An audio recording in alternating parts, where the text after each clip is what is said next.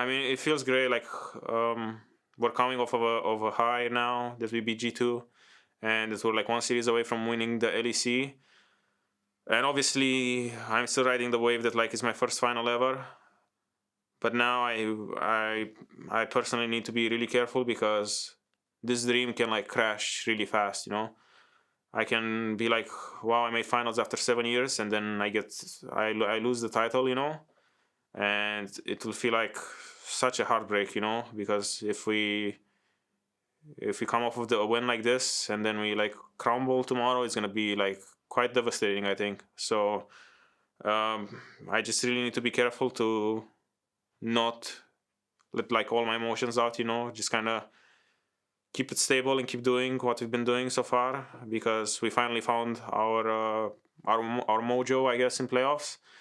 And now I can't let this prospect, you know, of winning my first title after 7 years be the reason we're like falling down. Winning the title would be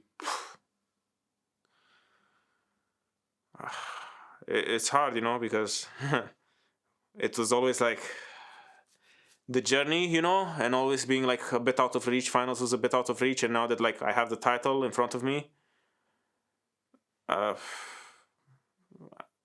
don't know, you know, I'm just kind of like, I guess like a little kid where at like a candy store or whatever, you know, and it's just there, and I'm just in shock and awe, you know, that is right there. So it would be unreal, you know, just something unbelievable. It may have been unbelievable, but today it is very much in Odoamne's grasp. But of course, you heard him say, the higher you fly, the further the fall.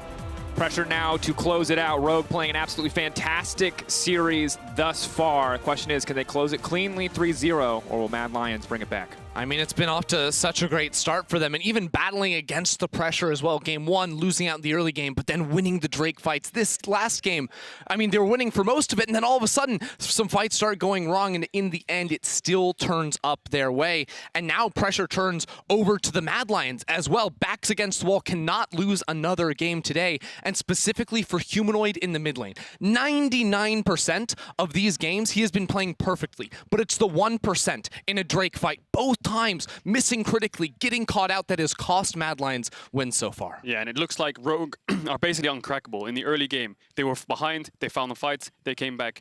In the second game, they were ahead, but in the team fights, they lost to Baron randomly just from one engage on top side with the ultimate, and then they lost 2 inhibitors. But the mental fortitude was there, despite being down, despite giving up all the Drakes and the Barons. They were patient, and they waited for their moment. And here we are, 10 seconds away and counting from Champ Select for what very well could be the final game in the series. Can Mad Lions bring it back, or will Rogue close it out 3-0?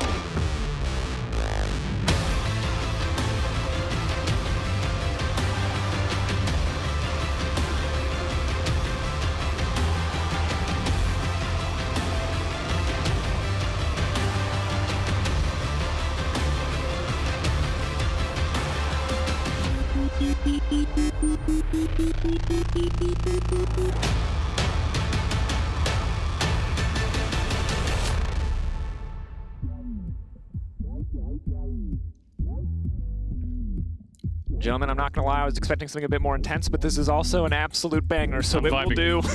I'm cat jamming. And now, of course, the question is, what are the adjustments coming in? Mad Lions, the team that lost Game 2, got to choose selection. No surprise again to see them on the blue side. However, what are the adaptations? Orianna has been queen every single moment of this series outside of one late-game team fight from Humanoid. Will she remain the priority? I think what Mad Lions did in Game 2 worked for them. I think the first pick Orianna worked. Yes, Rogue got the Hecarim away and they had to end up giving that up with the Orianna, but I don't think they need to do too many adaptations. Maybe Rogue want to ban away the Orianna to deny that, because that's what kind of kept Mad Lions in the games. That's what found the team fights. But I think Mad Lions will run it back. I would like to see them change the bot lane though. I don't want to see a Senna Tam Kench. I want to see something more aggressive for Karzi, something like a hyper carry. We saw him on Jinx. We saw him on things like Vayne and Kai'Sa, something like this, where he can have impact in the fights and it's not all on Humanoid. Yeah, I completely agree, especially when you look at some of the early laning as well. Karzi, Kai'Sa finding themselves on the back foot twice in a row now, and Han Sama has stepped up as such a critical carry for Rogue. And I think important to call out that that game, eventually Senna did get strong. Eventually Carzzy did scale into being the hyper carry we expect him to be for Mad Lions, but when he was playing the Jinx, when he was playing other champions, he was a hyper carry in the middle of the game. He was a hyper carry in the early team fights, and that matters. Tristana is open now, but it's still the priority on the Orianna. That was going to be the big question. Been banned pretty much every single game so far in playoffs, but it will be Humanoid back on the Orianna. Full trust on him. I like this small adaptation from Rogue, just playing the game of bluff. Are you going to first pick Tristana or give us the Orianna? It's up to you guys. Now we'll have to see if Rogue want to pick that away, use it as a flex for mid-bot side, and now they got themselves a free power pick just because they knew Mad Lions prioritized this Orianna above the strongest champion in the game, arguably. I love it too. I mean, Tristana, one of those champions that fits exactly what Rogue want. Mid lane, bot lane, pretty much always can scrap in the early game, especially with that Hail of Blades. And of course, you have the range advantage, that scaling element as well. No surprise to see the Hecarim come back in for Inspired here for the team fight. Yeah, the Hecarim doesn't surprise. Giving over Hecarim is the biggest thing there, right? You don't want to take away, the Hecarim from them, not pick it up for yourselves. Giving them a Hecarim, Orianna, and Alistar, something like this could be really deadly. But the last time the Mad Lions were on blue side in game 2, they picked their bot lane here. Senna's down, Jinx is down, Seraphine's down, Thresh down, Rell is down. Alistar's up. They might want to just match jungle here and pick their top laner Gnar blind, but the Nocturne's up for Odoamne, so that's dangerous. So it looks like Carzzy's going to pick up his Ezreal, which I think we've seen hovering around a lot in the LPL and the LCK, but not so much touched here in Europe. Carzzy had a solid performance on it, of course, but a champion that in general leads to more questions than answers. I think it's safe to say highly variable. You need to hit every single Q if you want this champion to count in those mid-game team fights. We'll see what he can get done on it regardless. Certainly more set up for success mid to late game than he was on the likes of the Jhin, and maybe a bit more early impact than the Senna. Look, this is a game, though, when you're down 0-2 in the finals and you're asking your players to be the coach, what will make you comfortable? What do you need to be able to carry and to be able to come away with the win? And for Carzzy, it will be the Ezreal, and it'll be Elyoya on the Volibear. Again, our early game was crazy between the two junglers and their early pathing last time. Yeah, I like the adaptation from Mad Lion. Just pick a stronger bot lane despite Senna being out. Keep the jungle matchup. I think this is what works for Elyoya, the Volibear. And the second key thing is don't get counters on support. They don't pick their support. They're going to wait till 4-5. They don't want to blind that, get counted on 3. But Rogue picking up the Karma, you'd expect that to go towards the top side. But we've seen it in support, we've seen it in AD carry, so this Karma realistically could go anywhere. With that J-Span, maybe it could go towards the bot lane. Maybe they could pick up something like the Varus Karma and then maybe look for a Gnar blind pick to round out the comp. But if that is going to be a Karma top, there's a lot of pressure on Inspired to do the carrying because he's going to be the brunt of the AD damage. Absolutely true, but of course the other question that we have to ask is what changes in the top lane meta when this Karma goes up there, because it's been Gnar GP in both of our first 2 games. We saw how impactful the GP ult was against more immobile carries like the Orianna. Maybe now with the Ezreal locked in, they want to stay away from it, but a lot is changing already in this pick and ban. And I think the Tristana can go bot lane in this game. Ezreal in lane is very weak, Tristana in lane is very strong. It wouldn't hurt Rogue to put this Tristana into bot side, even with a Karma, maybe a Karma mid, Karma top. They can flex a lot here. And I think that Larson just has more success on control mages in fights, despite his Lucian performance being good. I think Tristana going bot here could be good, especially with Mad Lions. Targeting AD carries, that's a Nami ban. That's a Nami ban! I don't like Nami too much myself as a champion, but I guess it has sustain in lane. Maybe they're picking some kind of range support here. The ban on Nami doesn't make sense unless they're playing a range support bot. And Kaiser is very good at Nami, having seen the records. But of course, maybe it's something specific that interacts really well in Tristana bot lane and potentially allows you to win early game. Nami notoriously very oppressive in early trades with the power of the W as well as the ebb and flow on the E. That said, does feel a little bit out of left field. Look, it's nothing that we know that exists, really. This hasn't been shown in the LEC by the Mad Lions or another team. So Rogue clearly have some idea of what that Nami could do here. And it will be Tristana for the mid lane, a Caitlyn. And this implies to me it will be Caitlyn and the Karma in the bot lane, right? You want the heavy push, the heavy aggression. I mean, this goes back to like Han Sama, Caitlyn Morgana days of old. And imply whatever you want, but ultimately Mad Lions don't know for sure, and there's still the luxury of the flex on the side of Rogue if they want a big position of power from red side to not only have a flex still open available, but to have last pick, counter pick as well. Yeah, I think this Caitlyn Karma is probably going bot. I think the Karma will go into the support role with the Nami ban. I like the Wukong pickup, but Rogue need to find more ability power if this Karma goes support. I'm expecting an AP top for Odoamne, but this Wukong blind pick seems kind of dangerous to me in a sense where Wukong's good into AD tops, but then Rogue need more AP. So the Wukong's just there with the Volibear to act as a frontline to get this Caitlyn. I like the fact that they're going for a mini support here. Don't match range support. Just look for engages and try to get the Caitlyn before she can set up the fights. The Mad Lions are putting all their players on what they want to be able to carry here, right? It's Armut's Wukong. Everyone remembers that back from Worlds play-ins, beating out the Mad Lions, showing up on that champion. champion, a pocket pick of his to be sure. And now Rogue, they have to make the final decision. Where do these flex picks go? For the side of Mad Lions, you said it once, Ender, we have to say it again. Comfort is king in this draft. For Rogue, oh, it just is the Morgana. Innovation is the key. Caitlyn Morgana. We talked about how impressive it could be with the Caitlyn buffs, I think 2 months ago, and now we finally get to see it again. Oh man, this is spooky though, because now it's like double enchanters with double marksman, and then you have,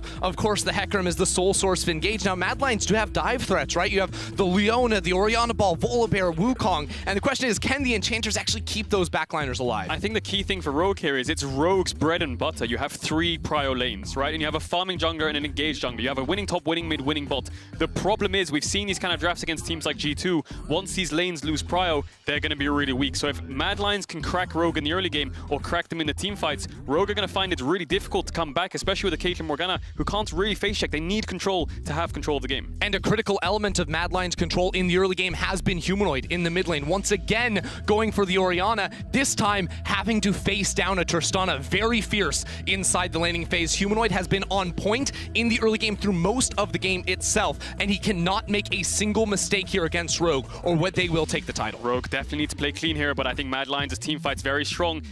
We'll have to see how it goes. It's match point. Absolutely, it is Mad versus Rogue. Getting ready now for Game 3. A glass cannon from the side of Rogue, Comfort from the side of Mad. Will it be enough to bring them back? Let's get into Game 3.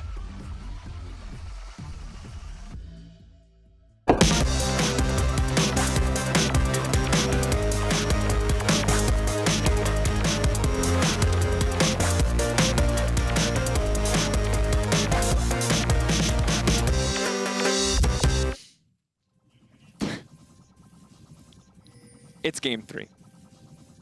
It's match point. And the pressure is on for Mad Lions. Again, comfort is key, but maybe more important is this level 1 play. If this goes wrong for the side of Rogue, Mad have a little bit more hope. If it goes right... Did they get past the tower vision there? I wonder if the tower sold them. They're going to get Humanoid. He might have to flash. No. Leap in. Humanoid immediately has to flash to safety. Trimby maybe a little bit too quick on the trigger finger there. Could have waited for the flash to come out, but Humanoid does make it out. Gives up his flash early, however. Oh, I love it, though. The creative level 1 from Rogue taking the W on Larson 2 to jump on forward and force the flash off Humanoid. Now, how do you play as aggressively in this mid lane, especially against a Halo Blade Tristana? Humanoid's early game has been cut. Yeah, Rogue don't get the first blood there. I was thinking maybe they want to go for a split map. Inspired is in the bot side. Looks like they're just warding the bush. They don't have a sweeper to work with, so it's going to be very difficult for look for a late invade to look to split the map. And it looks like Inspired is going to start on the bot side of the map, which is kind of weird in a sense when you have the Caitlyn Morgana, because El Yoyo is going to be patting down, and they really want to push. And gentlemen, I'm expecting an explosive game, so we have a brief pause before the action kicks off, before anything gets too crazy, before the Caitlyn Morgana try to take over the lane. We have to ask for you at home to chip in. Mad Lions back against the wall. It is do or die. Can they come back? Can they take us to a Game 5? Can they make the reverse sweep happen? Vote yes or no in Twitch chat now, YES or NO, for those enthusiasts out there. And we have to see, because this is an unprecedented situation for Mad. They have never been in this high pressure of an environment before. Yeah, and Rogue already stacking waves in the bot side of the map. The Caitlyn Morgana trying to stack waves. You can see they're not fast pushing. They want to stack a wave, wait for the third wave to crash, and then start poking them under the tower and being really oppressive. The problem is their jungler's pathing top, and Mad Lions know that Inspired's pathing top because of the ward on his red buff. So they know he's not started there, they know he started bot side, so Yoya has free reign down here. I think Larson needs to push in, maybe give them some vision, or Rogue need to crash the third wave, put a ward in Tribush to make sure they're safe. Yeah, exactly. Of course, Caitlyn Morgana, notoriously difficult to gank, especially the later you get into the game. The power of the Black Shield to absorb the initial engage, very, very strong. But you do need good vision, because as you push all the way forward down the lane, well, it doesn't matter if you don't get CC'd with a Black Shield. Hits, though. The trap's there. Trap follow. Kaiser now trying to go in with the Black Shield there, and Karzi losing almost all of his life. El Yoyo on the way in, though, and Black Shield is down. Level 3 on the Volibear. They just realized it might be a little bit too late. Hansama going to be in trouble. He's in the midst of the entire creep wave. Maybe he can get one back. Hans is too clean. He makes it a 1-for-1. He uses the heal anyway, I guess just for a little bit extra, but that's got to be a good trade for Rogue. Oh man, Hansama played that perfectly. We'll see if the wave crashes, but he trades 1-for-1 when it looked like he was all but dead because there was no Black Shield to cover him. Unfortunately for him, the wave will have, I think this will actually crash in time by the time Karza gets back to lane, so Hans won't lose as much. He only loses a wave here. But that 1-for-1 trade is crucial, especially if we're playing Caitlyn Morgana. If he was to die there and Carzzy gets this whole wave, your bot lane falls apart. And we already talked about this from the level 1, because Inspired's pathing top. Elyoya has free reign towards his bot side. Oh my word, what a play by Hansama. You can see it again, like you said, no black shield, so the gank looks oh so easy jumping on forward here, but it's the trap that Carzzy walks into. Great placement there from Hansama. Of course, gets the empowered auto attack for the headshot too, using his flash to make sure he has time to get that auto attack away. And First Blood has told and convinced fans that no, Mad Lions will not come back. And it makes a lot of sense, because Hansama absolutely should have been dead there. That feels like it could have been the saving grace from a very oppressive Morgana K early game. And now you see Carzzy can't really comfortably approach until his support comes in. Fans now shifting to the side of Rogue. Remember in game 1, it was Mad pretty heftily winning expectations with that strong early game, but things shift very quickly as Humanoid now going to be in trouble. The knockback coming in, but Elyoya on the way in. Inspired just going to zoom right back out. Does not want to stick around for too long. Yeah, Humanoid had no flash from level 1 there. I think Inspired tried to punish it. Questionable flash from Elyoya there. I think he thought he had more move speed, but Inspired had the ghost, gets away. Volibear no flash, that frees up all your lanes. Rogue, 3 pushing lanes like we talked about, and Elyoya doesn't find the gank with the flash, and the gank bot is a 1-for-1. This early game is definitely going in Rogue's favor. And at the start of this series, we talked a lot about what this would mean for the next great jungler in EU, for the best jungler in EU, Inspired versus Elyoya, but we spend more about enabling the laners. And the laner for Mad that matters so much now in this matchup that has to play so perfectly, even in the face of a lot of pressure coming in, is Humanoid, a player who has struggled in 1 or 2 key moments, but that's all it takes in a finals series. We see Odoamne getting aggressive. Humanoid, the guy we have to keep our eyes on. Yeah, and he's on this arena again. The shockwaves whiffed in the later stages of the game, in the mid, in the last Dragon fight. Although he played the game pretty much perfectly, like you said, Ender, just those shockwaves not missing meant that Rogue could go forwards, collapse on him, he falls, Mad Lions fall. And I mean, that's the struggle with falling down 0-2 in the series, that there are no more mistakes allowed to be made by the Mad Lions. They must win 3 games in a row, and well, with the way our format works, it means Rogue also gets side selection if Mad Lions were to win and force Rogue onto a loss. So things stacking in Rogue's camp. That doesn't mean that it's not possible for Mad Lions as Larson jumps in. Hailblade's proccing very quickly, but Tristana out of damage, just leaps right back out. This is the thing about playing against Tristana. She leaps in, she procs all 3 Halo Blades autos, she leaps right back out. Yeah, that is the power of Tristana, winning the lane, winning mid, winning bot, going aggressive here. Good trap, good follow-up. Kaiser now going to be in trouble. The E doesn't connect, that's going to be key. The 90 caliber net not hitting means Kaiser does get to walk away. Inspired doesn't want to overcommit. Yeah, Mad Lions really need to weather the storm here. Look at the CS in mid, and look at this bot wave. Hans is pushing in bot, finding almost hits Carzzy. Trimby now out of mana. That frees up the Mad Lions bot lane a little bit, but Larson can keep pushing these waves and moving bot. No flash, Elyoya. Leaping in, Elyoya now going to be in trouble. Knockback. Larson now stepping forward. He's level 6. Elyoya walking away for now. Humanoid doing double duty, protecting his jungler and keeping the mid lane farmed. This is the huge win for Rogue in the early game, is that Larson does have a lot of pressure coming out of mid lane because of the lost flash at level 1, and because he was able to get this power pick Tristana. Remember, Mad Lions, it was left open this game, and they decided to go for the Orianna instead of it. And now, after the quick rotation from Larson towards the bot side, it is now Humanoid taking matters into his own hands, moving top. First ultimate used.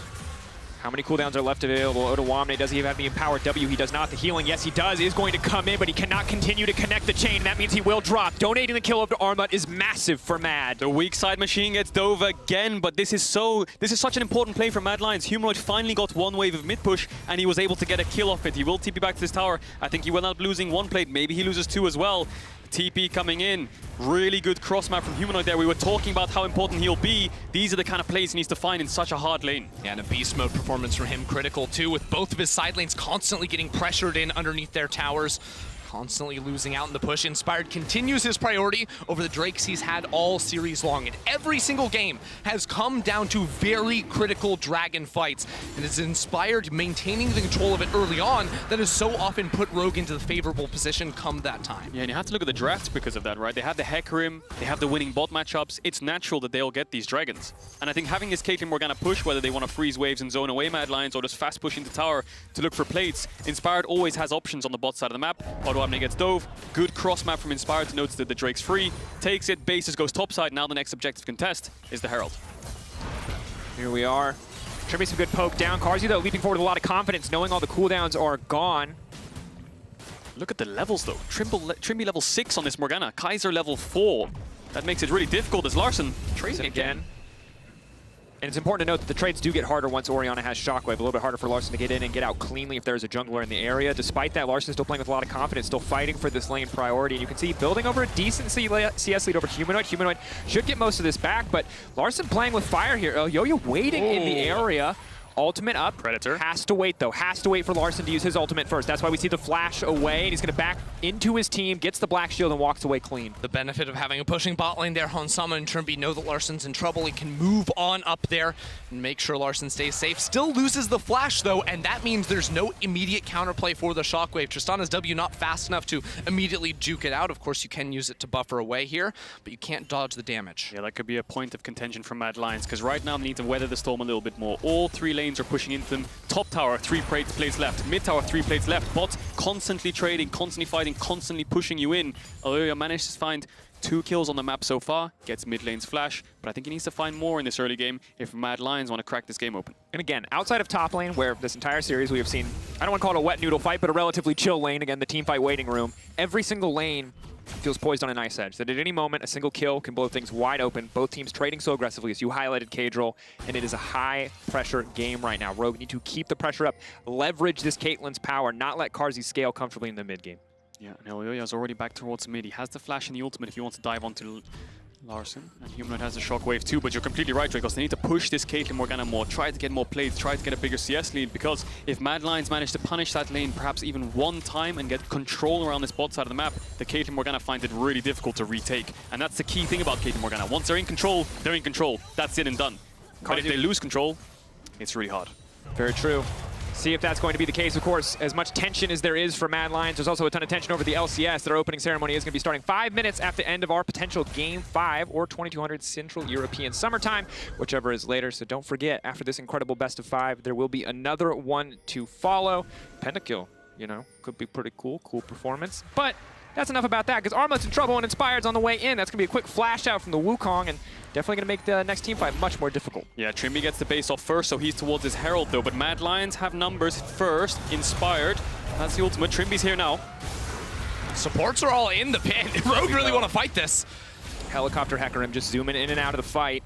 Odoamne now retreating, the flash in, the commitment. They don't even need flash on them, but now they're trying to turn it back. Odoamne flash back out to safety, but no, the follow-up is there. They dunk right back down, and Mad take the skirmish. A critical fight there for Mad to win. Rogue, we've seen they have all these pushing lanes, very strong in the isolated lanes, but of course Mad Lions have all these tools for the skirmishes. That's what they've constantly got to seek out, and the second Rogue show themselves on the Herald, they see their mark. Yeah, that's the key thing, right? Look at Mad Lions' comp when it comes to the level 6, the ultimates, the Wukong, the Volibear, the Leona. There's so much to work with, whereas Rogue really only have a Hecarim ultimate when it comes to the 4v4. Yes, Trimby has a Morgana ult, but he needs to find more than one target. So when Mad Lions go towards this Herald play, which they read very fantastically, they were able to win the fight, but they weren't able to pick it up because Rogue, obviously they had mid push. Caitlyn could have been there for the play. Hans was hovering towards mid, so they couldn't actually start it, but they find the kill on Odoamne. He has no flash again. But shutting down this Karma won't be your win condition. Karma will always be strong. She'll always be giving the supportive shields to her carries, and she won't be the one dealing the damage. So Mad Lions need to crack this game open a bit more. Rogue starting Herald again, though, so Mad Lions might look to try to fight again. Do we just get the rinse and repeat? But of course, you talk about getting those carries ahead for now. No items coming through for either Larssen or Hansama, just bits and pieces working towards some early itemization. We'll see how strong they can be in early skirmishes once they get there. But for now, Mad Lions taking control of the river area. Inspired is the one to start the Herald, but Mad appeared to be the ones to finish it. It's 12 minutes in, so it's going to be a very fast Herald for Mad Lions if they want to get the tower plays down. That said, this is what it's costing them. Hansama uncontested on this tower push, grabbing his 3rd plate. And right now, Rogue with Prio in both mid and bot lane, and the Infernal spawning in just 10 seconds. It doesn't seem like Mad Lions can contest that. You see Elyoya on the top side of his map going ahead and taking that Gromp camp. So once again, Rogue should be able to stack 2 very early Drakes. The difference this time is I'm a little bit more concerned about Rogue's team fighting and the front line they actually have for their 2 carries. Yeah, you saw him the goal. Whoa! TP now coming out. Hansama wants to finish the job, but he's not going to have enough time to ult because he's all in the tower. He just barely gets it again. Making the 1-for-1 happen. Hansama is a madman. Look, people tell you about the Hansama Draven. They tell you about the Hansama Callista. You can't forget about Hansama's Caitlyn playing this so far back in the day, back on Misfits. He just stares down Carzzy underneath his tower. And it is a very serious, very high-pressure game, but the act of Caitlyn ulting under a tower is the funniest thing I have seen in weeks. That is kind of insanity and kind of confidence. But he had no options, right? Humanoid was TPing behind him. Wait, Inspired ulted It's in. in. Humanoid flashing over the wall. They're trying to finish it. He's Inspired. No way out of this one. He's trying to zoom out to safety, but Humanoid grabs the kill. Trimby could now be in trouble. The binding going out, but will not connect. Kaiser over the wall, ready to go in. Where's the Black Shield going to go? Teleport in. Ulti now committed. Larson on the way. This is going to be so much money for Larson if he can find this kill on the Humanoid, and he is. They're going to donate it over to him. The chain connects, but Larson finishes the job. 300 gold in the back pocket of the Tristana. That's such a weird series of events in a sense. Inspired ults the wave to clear it out from Humanoid to prevent him getting a plate. Then he gets punished, but then they get punished for punishing Inspired because they have mid-push. So Rogue collapsing so well, they managed to trade off the kills. Mad Lions pushing onto this top tower, have the Herald for the plates.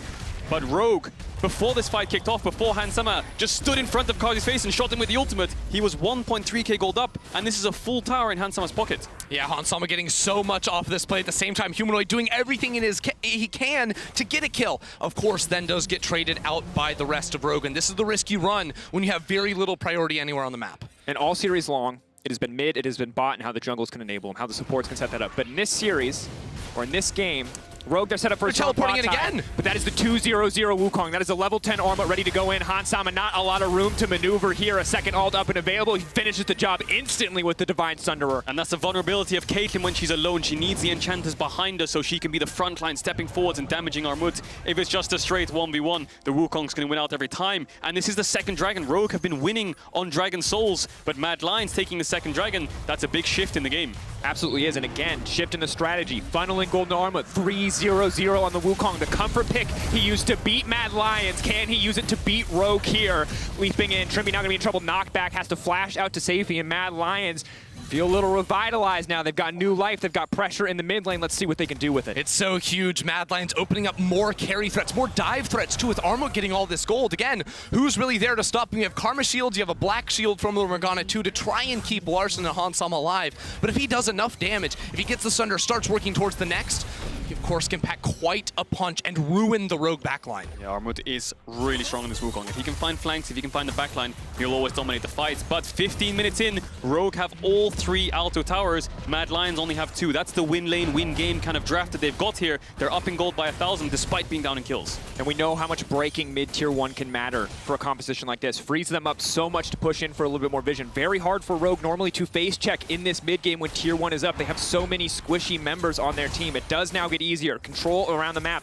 gets easier for Rogue. For Mad, yes, they've got the Wukong. Yes, they have the team fight ult, but it is going to be hard with Rogue moving around the map, leveraging the power of the Tristana as well as the Caitlyn. One thing we've seen Mad Lions prove themselves to be so adept at is seeing fights, especially numbers-advantaged fights. And in a game like this, they have so many tools to force those fights. They can get Armut onto a flank. Elyoya, it's not the press the attack this time. It's the Predator to go flying in towards the backline. Of course, there's going to be a huge target painted on Hansama's back. Has so much of the gold of Rogue. And, well, it's also Humanoid leading the charge oftentimes, setting up to see who shows up in top lane. Yeah, bot wave was pushed all the way to tier 2, so Humanoid knows he can spend time around this top side. And just looking at team fights overall, Mad Lions have so many tools to work with. The only threats that Rogue have are 280 carries, so Armut can build armor, Elyoya can build armor, and once they dive in, all Rogue have are single target damage. Odoamne is building supportive, and Trimby is also doing the same, so Rogue have very little damage in the fights if Mad Lions let this game go later on and have a lot of armor stacked up. Massive collapse on the top side. There's no other objective to fight for, so Mad may be able to get this one scot-free. You can see pings, red ping, team pings onto the bottom side, knowing that Larson needs to fire back with some damage bottom side if they want to get anything, but for now, not in a position to do so, as Carzzy can start to maybe move down to the bottom lane, and Mad, for now, getting an uncontested tier 2 tower in the top lane. Yeah, even though Rogue are technically ahead in gold, and even with the first items completed on nearly everyone, it feels a little awkward to try and force fights and sort of walk into the Mad Lions with the double 80 carry setup until they get a couple more items under their belt. Of course, just massive pings. When the second they saw Mad Lions go towards the top side, they're saying we cross map. We do not want to mess with them at this point just yet. Yeah, Rogue slower on the cross map, aren't able to pick up the bot tier 2, and I worry for Rogue in a sense. They're only really 600-700 gold up with this win lane, win game kind of composition. Yes, the Karma and the Morgana can protect this Tristana and Caitlyn, but they only have single target damage protect, barring the Mantra E, when they've got Orianna, Wukong, Volibear, Ezreal, Leona. There's so much AoE dive potential onto the backline of Rogue, and there's only one black shield to work with, so Rogue haven't pushed their lane advantage to the point where I can say they're in a comfortable position, and they've only got one dragon for themselves at almost 20 minutes in the game. And most of the series has been decided by single shockwaves, single massive cooldowns, big Gnar ultimates. This game for Rogue, they don't have the luxury of these massive damage abilities. They need to slowly chip away at the Mad Lions in a 5v5 team fight, which is certainly going to be hard to do. You already talked about it, the Wukong, the Volibear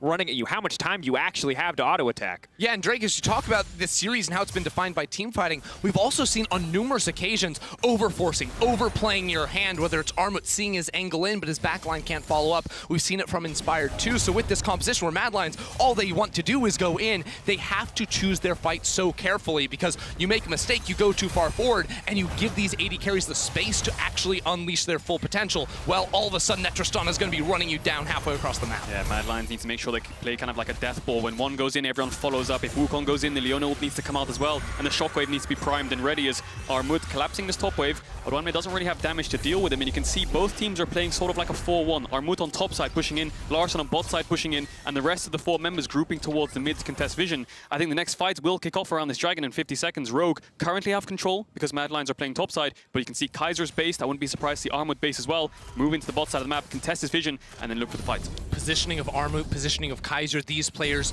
of absolute importance. Of course, Kaiser's teleport, or Armut's teleport rather, will be coming up very shortly. There are no wards though to find that TP flank, like he was able to catch out Hans Sama the last time the Infernal Drake had spawned, and Hans went on towards that solo, and he's now got a Randuin's Omen. So Armut has figured out exactly what type of damage is going to be sent his way, and that guy can soak up so much of it. It's also a Mountain Soul. Those resistances are only going to get harder to deal with. The good news is, of course, you do have a Kraken Slayer. You have some true damage on the team, but it's still so hard to burn through these high health targets, as now we see the TP used mid lane. Both teams are ready for a full-on 5v5 if that's what it's going to take. Herald charges mid. No follow-up quite yet. Still, eyes on the Orion ball. It hits 2, but there's no follow-up. Armut does not want to leap in there quite yet, and now the turn could come in. They know there's no major cooldowns. They instantly burn them down. Humanoid overstepping the shockwave, costing them more than it earned. It cannot keep happening. Mad Lions back are against the wall. Lose one game, you lose the LEC, and Humanoid again in the critical team fight. 20 minutes in with a dragon on the line, oversteps his bounds. Yeah, Mad Lions, that team fight was definitely not what they wanted. Both carries from Rogue, despite getting hit by the shockwave, were under their tower, so there was really nothing they could do to follow up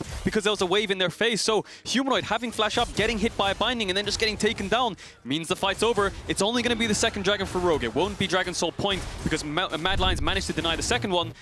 But you don't want to be making those kind of mistakes. And as good as this looks, it is an instant wake-up call to Humanoid when he realizes, as strong as the Wukong is, as strong as the Volibear is, he is not tanky. One binding, double 80 carries, auto attacks, the Hecarim.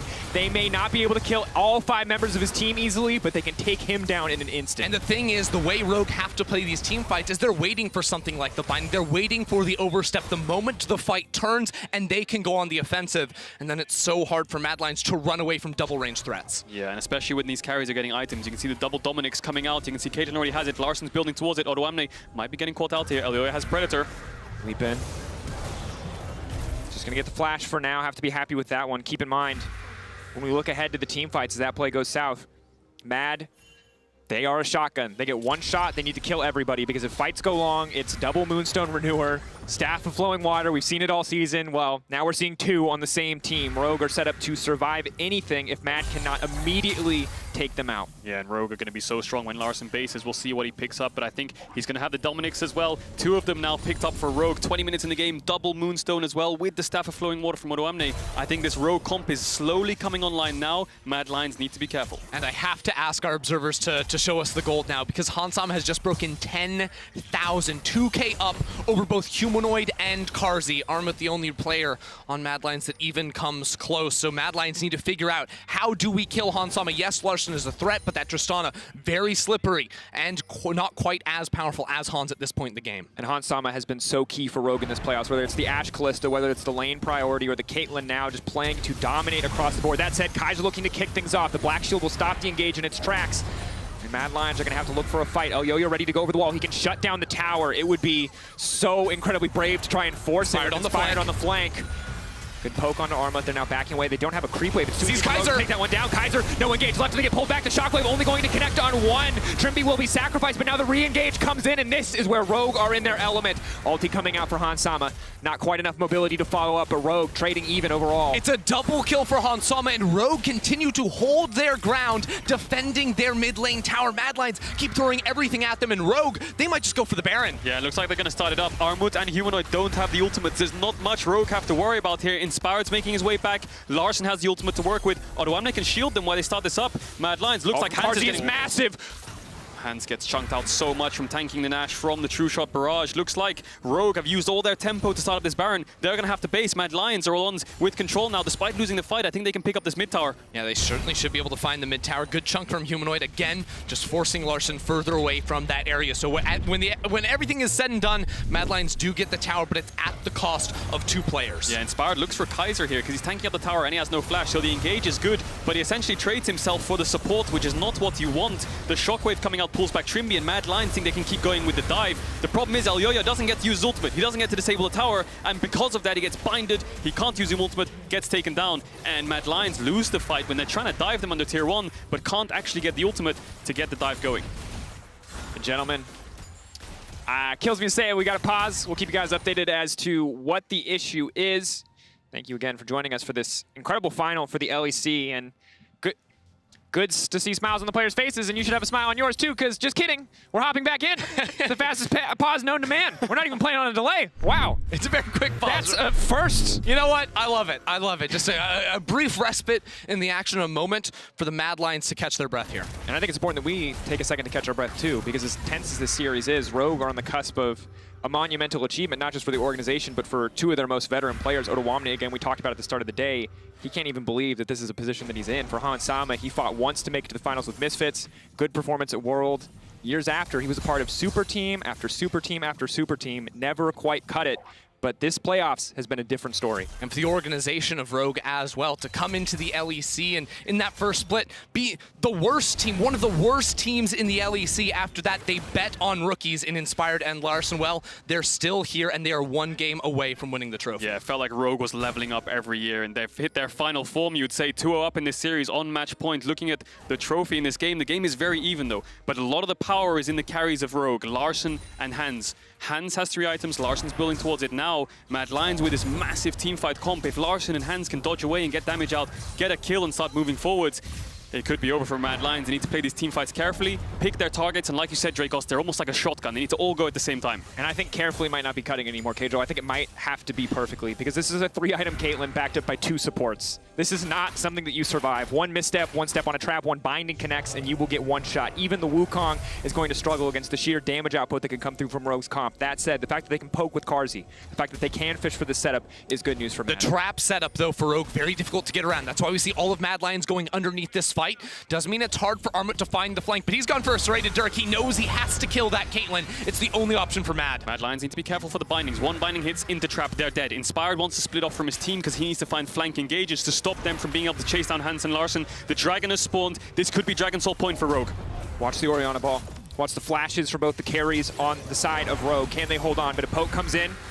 Really locked in on the target. Trap line reset up here around the fight. Inspired regrouping with the team. It's getting lower and lower. Can they take it away? Now they're leaping in. They just want the objective. They want to, but they don't burn it down. The Dragon resets. The Dragon resets, and still Mad Lions get it. That is disaster. Armut into the backline trying to get anything done, but he still gets cut down. Rogue are simply too strong in the fight. Rogue get 2 kills after Mad Lions try to re-engage. Humanoid was able to secure the Drake, but at what cost? They get the Dragon, but now Rogue are straight back to the Baron. And you can see the control this composition has with the Caitlyn Morgana. They can't walk up. I was worrying for Rogue because Mad Lions were pushing into the tier 1 looking for dives, and they had control of the river, but once Rogue gets the setup, it's so hard for Mad Lions to crack it. They tried to go through bot, they tried to find engage.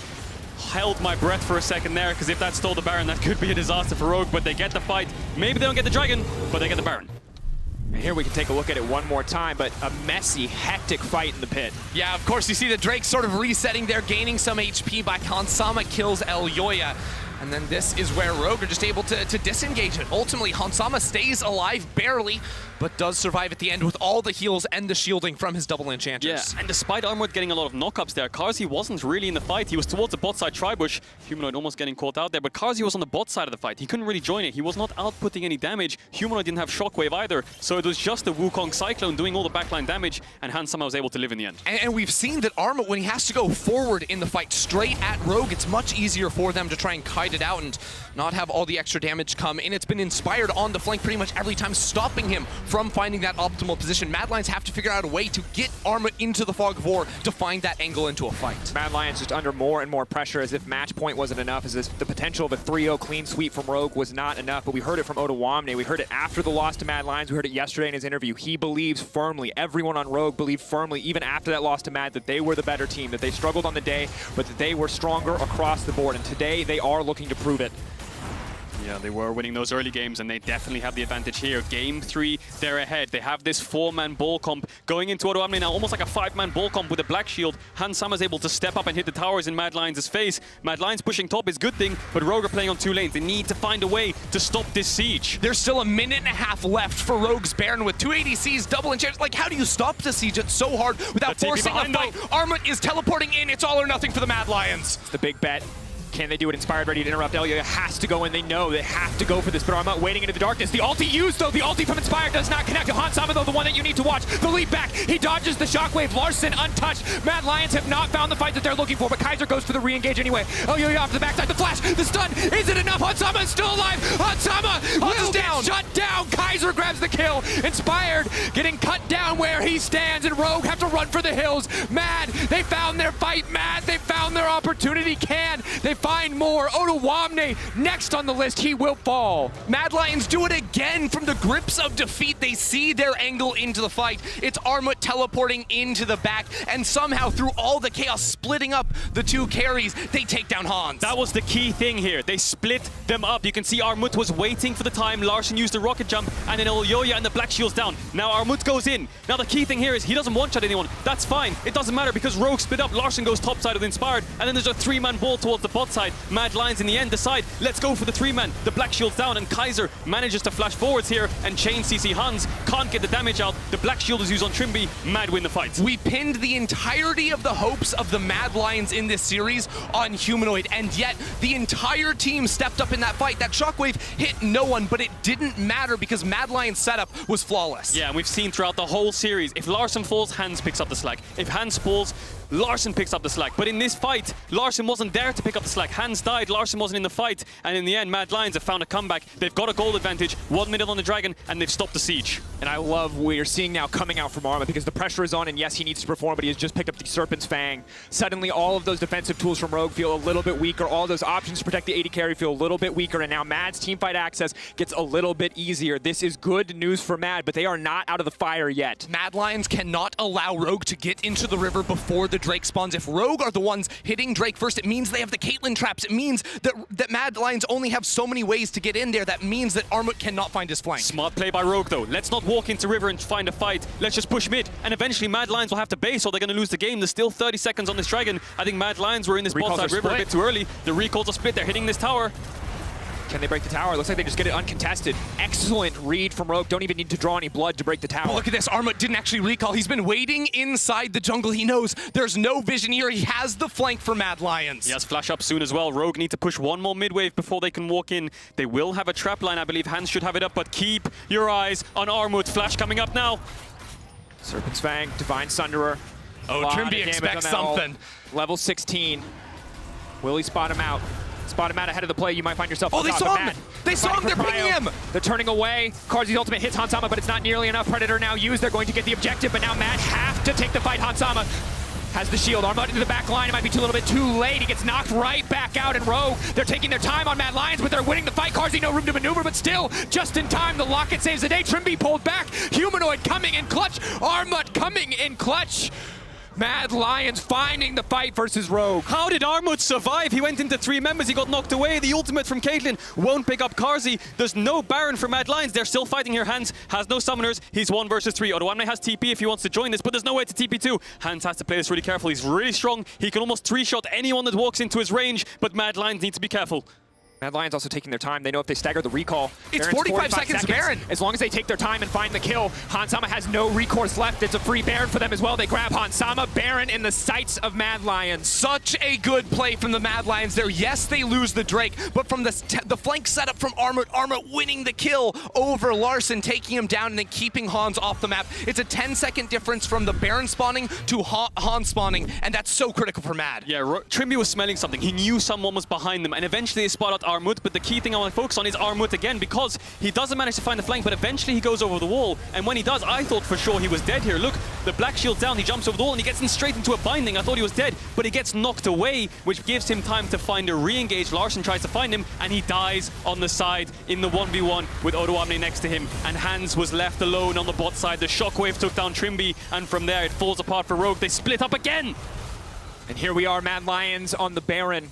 They were falling further and further in behind, but now they are in control of this game. Yes, they are down to Dragon, but they are up 3,000 gold. They are scaling into this game, and you can see very clearly Armut is not a man to be messed with. Two-time TCL champion. He earned this spot in this league by beating Mad Lions at Worlds, and he is not going to throw away that shot. He was the upgrade Mad needed. They're also bringing Elyoya onto the team. Mad Lions and Rogue both making money moves in the offseason. They find themselves in the finals here, and it's Mad's top laner stepping up when it matters to try and take Rogue to another game. He's having such a huge impact in this game. Blind picks to Wukong, his jungle mid play towards topside. Despite being under so much pressure, they found kills on Odoamne, which gave Armut room to breathe, take down the tower, and start roaming around. Now, 33 minutes into the game, Mad Lions have Baron. Rogue have good wave clear though. They have the traps from Caitlyn. They can slow down the siege, but watch Armut. It's a 1-4 comp. The pressure is going to be on the side. Armut's even got a Serpent's Fang. He's just trying to cut through all the shielding that Rogue are trying to put on their double AD carries, and it's felt like in these fights, Mad Lions have succeeded in splitting up Rogue, at making it so Hansama can't freely auto-attack. The question is, Europe, do you believe in the Mad Lions? Do you believe in Silver Scrapes? Do you believe in a reverse sweep? Rogue were in control, but Mad Lions have wrested it back. Can they do it more? Can they find the win here? Can they close it out? Such a big top wave crashing. Hans has to clear out the whole thing. That means Mad Lions can just do a switcheroo, run it down mid, get the mid tier 3. Maybe they can look for the inhib. There's another top wave coming in. This Baron buff is going to last a little bit more. So how do Rogue hold on? Do they just wait for Mad Lions to just take a couple inhibs and then let them back off and regain control afterwards? Or do they want to look for a fight when Mad Lions step up too far? Yeah, but how do you force a fight unless Mad Lions overstep their bounds? We've seen when a binding lands on critical target, it looks easy, but it's hard for Inspired to convince his team, if I dive in, no one else is following him up. It's that distance that's really challenging. And that's the key thing, because if he dives in, he needs the Black Shield to get out because he has no flash, and if the Black Shield's used on Inspired, Armut has all the room to play with on the backline. So Mad Lions pushing in top now. They've got the mid inhib. Armut's keeping top pressure, and they're going to play with their 4-man on the bot side. Armut has TP to join, so now Rogue have 3 points of pressure. Clearing out mid waves, clearing out bot waves, clearing out top waves. It's a lose-lose. What do they want to do? I mean, Armut even potentially has a flank down to this bottom lane. They're bringing Karzi up into the top lane to make sure they can knock down this tower. Bot lane falling down low too. Hansama, humanoid! He finds the shockwave. He couldn't do a game 1. He couldn't do a game 2, but when it mattered most, he finds the pick. Mad Lions moving in. Elyoya moving in. Kaiser there for the follow-up. There is no escape. Mad Lions will not go quietly. Mad Lions will not be clean swept. It is Mad Lions who will find the win in game 3 and bring it back for game 4. One shockwave was the nail in the coffin for Rogue. The final shockwave of the game finds Hans. Trimby was in range for the Black Shield, and Mad Lions turn this into a series. 3-2 from Armut. He believes in the reverse sweep. And the fortitude to hold on in a game that by all means, when that Caitlyn and that Tristana got ahead, looked unwinnable. To find the flanks, to find the engage, Humanoid stepping up when it mattered, Armut stepping up when it matters. No more Gnar, GP sitting on the top side. It is all about this action. It was the comfort picks both sides. We had the Caitlyn for Hans, we had the Wukong in the top lane for Armut. And Armut, no stranger to lifting the trophy, 2-time TCL champion, will not be denied just yet. And you can see Mad Lions is planning those fights. It wasn't to find a wombo combo. It wasn't to find the obvious backline. It was to disrupt it, to make them split away and then pick them off one by one. Absolutely fantastic. Of course, for Mad Lions, they secured a massive win to stay in the fight for the title. And after the break, Shox, Vedius, and Bwipo will highlight what changed from the previous games.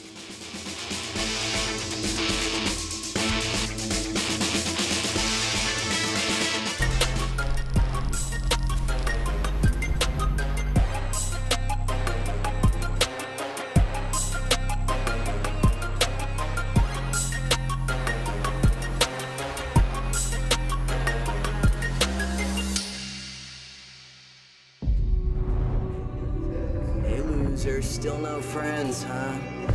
Why can't you do something normal?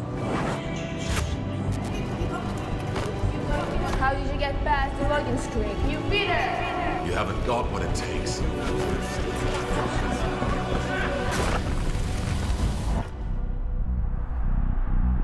Come on!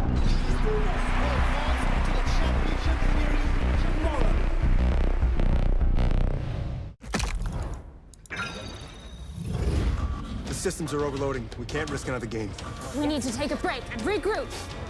We're starting to lose our mind. Captain, we cannot go back to Elo Helm. Last time it took us months to get out of it. Initiate break protocol. Hurry up!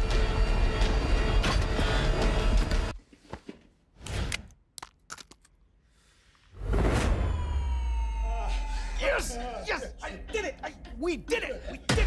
Even the biggest champ needs a break.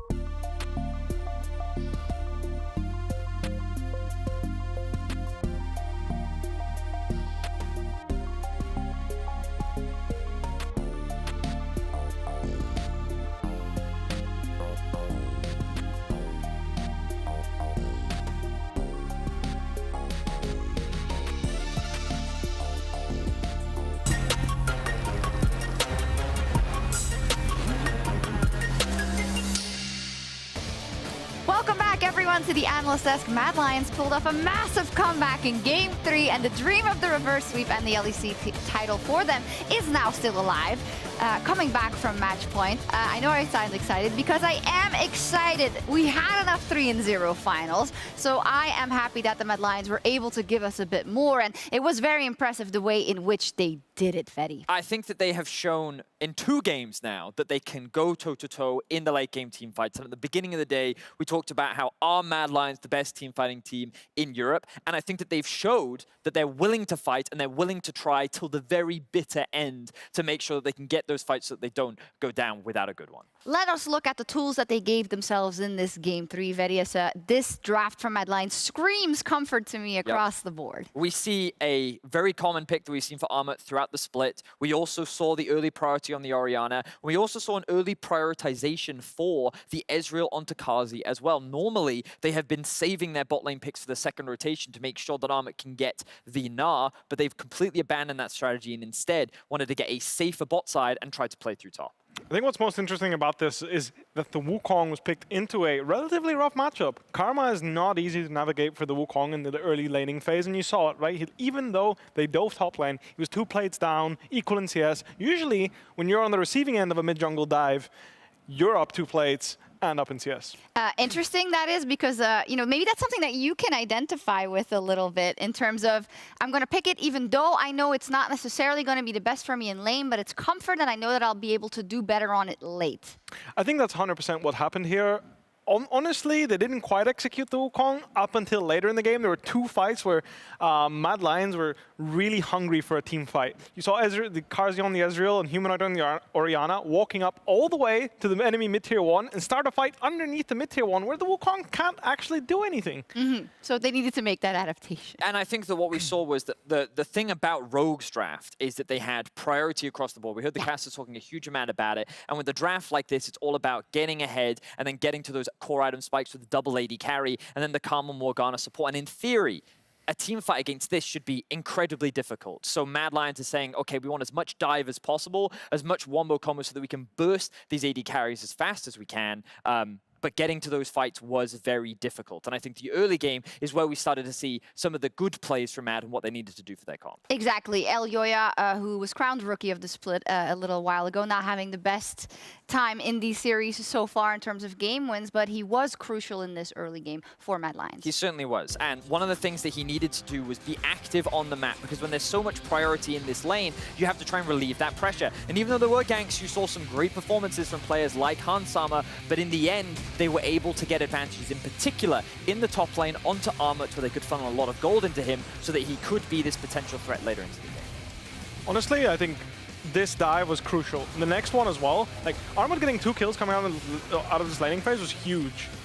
Elyoya finding the fights in a comp where, honestly, all 3 lanes are losing. Like, slowly but surely, you saw it mentioned on the cast as well, the plates were going down.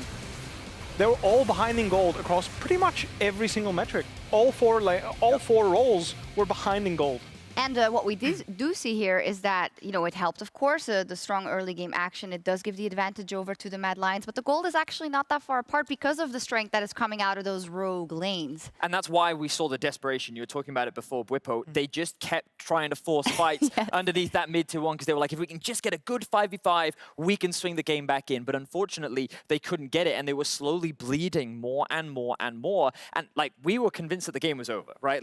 It looked pretty doomed. It seems so doomed after that mid-fight went wrong, the fact that Rogue got Baron, you have a double AD carry comp sieging onto the enemy base, and you're looking at this game and thinking, okay, well, 3-0, congratulations to Rogue, but Mad do what they have done consistently throughout playoffs, which is get creative. They look for these good fights, and this is where we have to give so much praise to players like Armut and their ability to find these good flanks, which is what Bwipo was talking about earlier on. Let's look at I think that is the final team fight then that we're going to look at here on the desk, specifically when the pressure is on. It can't be more on than this, Bwipo. Honestly, I think a great performance for Armut to wait out. He's waiting out for the Volibear to fake the engage, get the Black Shield. Black Shield is out, Armut goes in. Great execution from Armut, gets the knock-up, splits up the team, and right now you see the whole of Mad Lions. Armut's not getting greedy, he's not committing for the kill onto Larssen. They're turning around and making this fight, picking a 4v4 or 4v5 fight with Elyoya flashing in on Hansama. I think the zoning that Armut was able to do against Larssen, and the fact that Larssen also altered away the clone, was just so impactful. And huge props to Armut and the fact that Mad were able to find this fight. But we were sitting with Bwipo backstage, and he was constantly talking about, okay, if you're Armut, all you're doing is looking for a flank in every single fight. And I'm sure Rogue knew this because you saw them multiple times trying to ward the sides, trying to stop any potential flank from coming through, but it wasn't enough. They couldn't stop it. Mad found back-to-back great flank team fights. Armut was sitting in a bush for a minute, I think, in the very final fight as well. And so they were able to find these good fights, and you can see the man on your screen now swagging his way on the stage. They're looking to get the reverse sweep. My producer actually told me earlier, John told me that Armut finds every single camera in the studio like even where we just have them for like other stuff for later, he just finds them and stares into them. So that's great for some editor. But let's get back to this game. Of course, Matt, they claw it back, Bwipo, and we didn't necessarily see it coming, even though we always knew it was on the cards because of how close even game 2 was, right, in the end, and how Rogue clawed that back. Do you think Matt has turned a new leaf here? I mean, it's a step in the right direction, but again, they kind of needed a miracle this game. They needed a miracle in game 2. It's hard to say that it's not going to be a 3-1 for Rogue still, but honestly, it's a step in the right direction. The question is, can they continue to find these early game leads? Mm-hmm. I personally think that Rogues just need to go back to doing what's worked for them, which is put Hansama in a position to carry. He is having a phenomenal series so far, along with the fact that Trimby, that bot lane, is doing extremely well in the 2 versus 2, and you just kind of play towards the late game team fighting, because it seems that teams with an early game lead are actually not benefiting off the back of it. It's all coming down to these late game fights, because that is what Mad want, and that is what Mad is forcing. And then that would spell out to me, well, then just draft the best possible back-to-front team fighting comp. It seems logical, but actually they won with more comfort around the board, even though it obviously had fantastic elements for team fights as well. So where do we think this is going to evolve when we now know that Rogue is now finally on the blue side for game 4, still on match point? I think Orianna has been a huge point in all of these games. I think ultimately, even though he didn't have any huge plays on the Orianna, still, her consistency in putting out the damage, putting the ball somewhere, has been crucial in the follow-up. So do you think across the board that's the most important pick we're looking at? Top lane matchup for me is what I'm honestly looking at. I think that when it comes to the ultimate fights, it is down to the carries, but when I look at how fights have been playing out, things like the Gangplank ultimates, the things like the Gnar in the first 2 games, now we're seeing the Wukong. While in lane and in the early game, these top laners are not having impact. When I look at these later game fights, to me, it is these top laners that are actually swinging the outcome of the games. And I feel that depending on how that matchup goes, what agency Odoamne and Armut have will very much depend on how Game 4 swings. All right, very exciting stuff. Rogue and Mad Lions are in the finals for the first time, and for the players, this is the most important series of their career so far. Can the Mad Lions rise up and take us to Game 5 in Silver Scrapes? Find out after the break.